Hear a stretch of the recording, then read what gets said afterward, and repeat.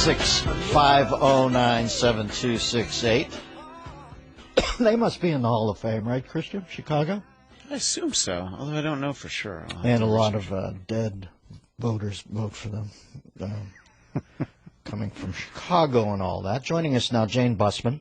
She has a new book, A Journey to the Dark Heart of Nameless, Unspeakable Evil. I think that was the original Conrad title for Heart of Darkness.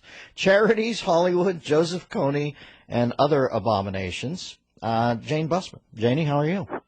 How are you? I'm very well, thank you. I am told that you've worked with Matt and Trey over at South Park. Oh my gosh, yes. I think it's probably one of the most amazing periods of my life. I remember just sitting in the corner of the room with my jaw on the floor because Trey was just suddenly did Cartman. And you're like, my gosh, I'm in the room with it. I think I had to eat loads of chocolate to weigh myself down. Yeah. It's a phenomenal show. Those two, especially, I don't want to say that. They're Matt and Trey, but Trey is a freaking genius, and Matt a nice content floss to his Phineas Fogg. All right, Janie. Let's talk about the book, A Journey to the Dark Heart of Nameless, Unspeakable Evil, and then there's more. But tell me the core premise of the book. The core premise of the book is I basically went to Hollywood to work as a writer without checking if they already had any writers, and pretty quickly found that the only job I could do over there was being a celebrity journalist. So I found myself sort of writing about how sane and happy Britney Spears was, and it was just awful, just horrendous. And this was like the worst time in journalism, and it was all about, Paris Hilton being an icon for women, and they'd send you to interview Jared Leto, and they were only sending him to ask you were meant to ask him, not about his great movie, but, is he really sleeping with Scarlett Johansson, or, ask him why she's sleeping with him when she's way more famous than him. And so I had this, I thought he was suicidal. And I wanted to do something. Then I thought, I know, I'll go and work for Doctors Without Borders. That'll work.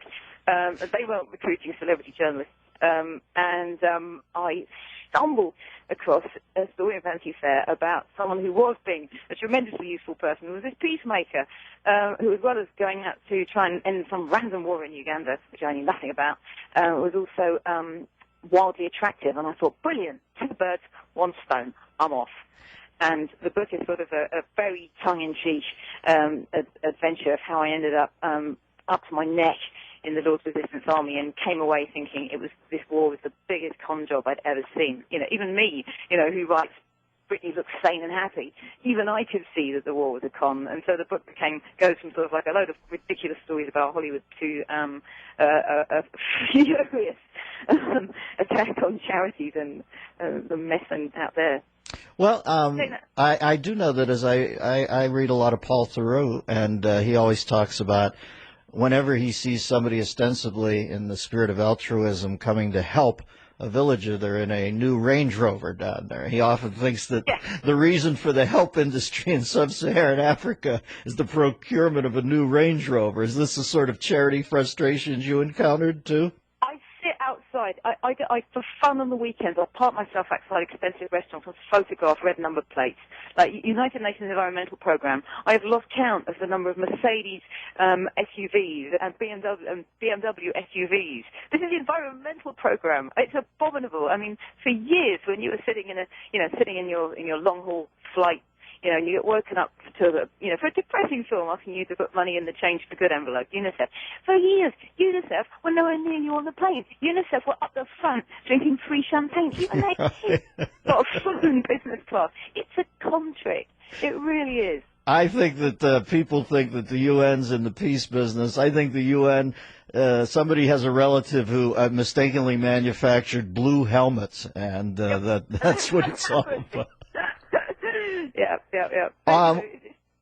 Just let me reintroduce the book, Janie. We're talking to Jane Bussman, and the book, I'll bet you it's delightful. It sounds like sort of a Hunter Thompson-esque journey, A Journey to the Dark Heart of Nameless, Unspeakable Evil, Charities, Hollywood, Joseph Kony, and Other Abominations. Who was the charismatic freedom fighter you were describing, or the human rights activist? He's the guy standing next to George Clooney. he's called John Prendergast. He's a force of nature. He's basically someone who sort of goes by on 4 hours sleep, trolls around the world trying to end war. He has the advantage of being extraordinarily attractive. He's rather recklessly agreed to. We're going to the Centre of American Progress on Monday, and I'm going to do the comedy show of the book to his face. I mean, the guy's now married, and I'm going to do a show about having a crush on him. That's a sturdy individual. Is he able to hold any sort of focus in a 2-shot with Clooney? Tell me that. Or most people disappear in a 2-shot with Clooney. He's able to hold some of your focus? Yes, and it's very funny when you see the photos of the Clooney interviewing, a big interview by female journalists. Their chins are always right down in their big googly eyes. It's a whole new way of doing foreign policy. Well, listen, even human rights activists have to hang off the chandelier periodically. That is the duality of life. Tell me about Joseph Kony and his Lord's Resistance Army, the worst of the guys, huh? Right. Well, even in the New York Times, I've read it described as someone having sort of like supernatural powers. No, he's a rapist. He's a crappy little rapist, is all it is, and it's been built up to mythical proportions because it's become an industry of a million people mysteriously unable to stop this guy who's worth a fortune in foreign aid to try and get these refugees out of this camp. Amazingly, throwing millions and millions at trying to get refugees out of the camp keeps the refugees in the camp because a fat chunk of the aid went directly into the coffers of the government that herded them into the camps. Mm-hmm. And they'll say, oh, he's got 104 wives. He's got 104 girls he's raped. You can call him a mystical figure if you like. But I went to the church where all of this was supposed to have started. It was this great satanic figure that was supposed to be Kony's, the other person who's possessed by spirits like Kony. It was some bonkers old twit in a nightie. He looked like Michael Jackson. Yeah. The New York Times. Listen, Jane, the New York Times no longer the paper of record, rather a building facade in Manhattan that foreign acrobats climb. That's the way I look at it. It's not what it used to be over there at the Times. We're talking to Jane Bussman, A Journey to the Dark Heart of Nameless, Unspeakable Evil. I can only assume, I read an article once about Billy Joel. He said when he was 18, he thought he was quite mad, and he checked himself into a sanitarium because he was afraid. He said, I spent one night there and saw what true mad was. I signed myself out the next day, and I never whined again. I can only assume that your first weekend in Uganda made you want to flee back to the Hollywood Hills and ask Corey Feldman how to teach you to dance like Michael Jackson, right? Oddly, and you might laugh, I'm still living in Africa now. What the charities don't tell you is that Africa's great. It's booming. It's boomtown. I'm backwards and forwards most of the time in Kenya and East Africa. It's absolutely booming. The nightclubs are off the hook. There's an exploding middle class. They say, I can't breathe near me. Oh, is it the bitter sting of tears? No, it's brick dust. There's luxury condos going up on all sides of the street. Oh, that's good to know. I thought a little commerce would solve a lot of the problems. Empathy's fine, but when you're empathizing with somebody and telling them to burn dung in their mud hut to live so they can stay quaint in your eyes, you're asking too much. They need some commerce. Last time I was in Nairobi, I saw a lot of vans spray painted with Tupac and Biggie and all that. I thought this might augur well if they're getting music down here from the West. Yeah.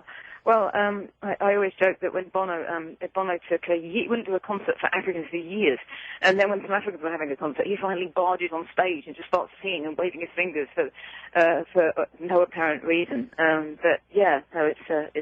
You're in New York, you're in Los Angeles, aren't you? Come to the show. You can have a laugh at Largo. Well, give the info to Christian, or tell us now where it's at so people can come. Where's the show and when? Break it down. That would be fantastic. It's May the 1st at Largo, and we're going to be talking about all of this. It's a comedy about foreign aid, if you can imagine such a thing. And Mr. Prendergast will be in residence that night?